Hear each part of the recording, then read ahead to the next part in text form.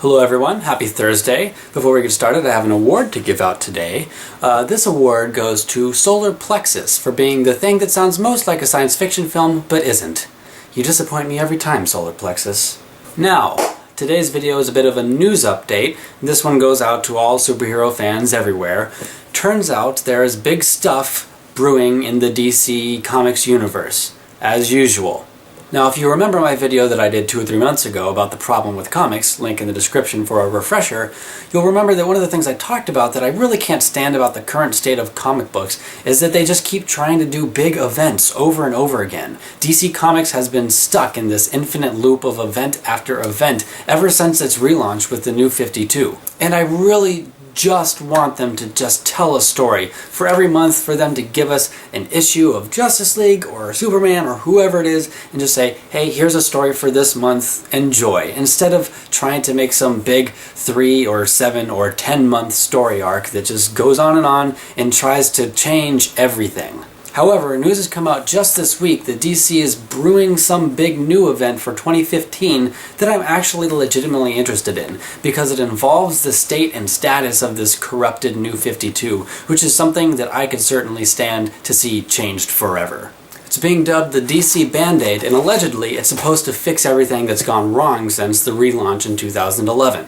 Now, for those of you who don't know, the New 52 is what happened when DC canceled every series that they had and restarted all of them from number 1 and started telling a story with a new continuity, essentially trying to appeal to a modern and updated audience. The problem, though, that they immediately ran into was that they weren't quite clear on how clear-cut this new continuity was and how it fit in relation to the original continuity. The New 52 came right on the heels of Flashpoint, which is a limited series starring The Flash. Now, in Flashpoint, The Flash, Kid Flash, and Booster Gold all find themselves in an alternate DC universe. Long story short, Flash ends up merging some of these alternate worlds together, and the result is the New 52, which is a new continuity that allowed DC to tell these famous stories with these famous characters again from the beginning, with slight changes such as how certain characters looked, or what their backstories were, or which characters teamed up with which other characters, things like that.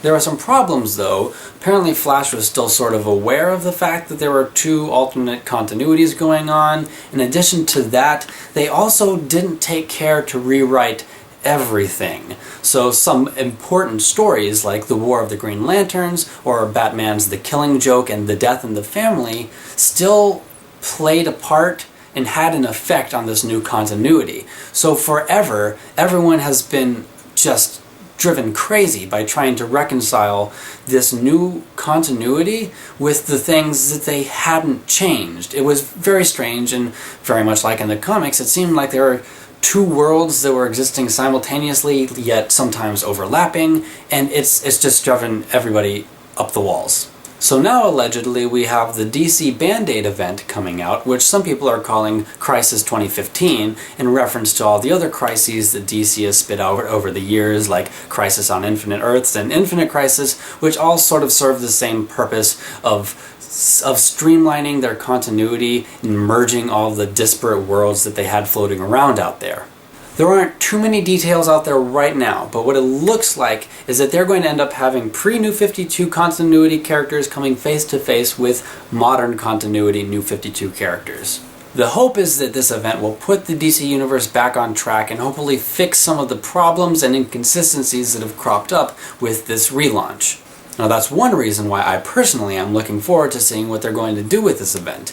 Now, we do have another detail that some of you big comic book fans may have already started thinking of if you've read Forever Evil and if you heard me drop the word Crisis earlier. Now, for those of you who have not yet finished reading Forever Evil and don't want any spoilers, I am going to hold up a sign with the name of a certain character on it, so I would look away in 5, 4, 3, 2, 1, okay, bye.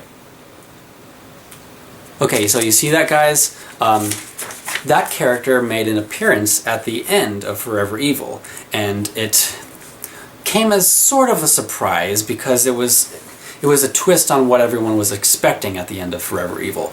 But what we do know is that it's been confirmed that that character is not going to be coming to fruition in the DC Band-Aid. Although it seems to make perfect sense to use him now that he's in the New 52 continuity in this new context, we have been told that that's not going to happen. So either that's just DC trying to pull the wool over their eyes and preserve their secrets, or it's true. And in that case, that is encouraging to me personally, because when this character came back, I was starting to get more DC event phobia, and it looked like what they were going to be doing is just, again, as they have been doing, retelling things that have already happened. So for them to say that this is not going to factor in to the Band-Aid tells me that they are going to try to do something a little bit more fresh with whatever this event is. So that's one more reason why I'm looking forward to it.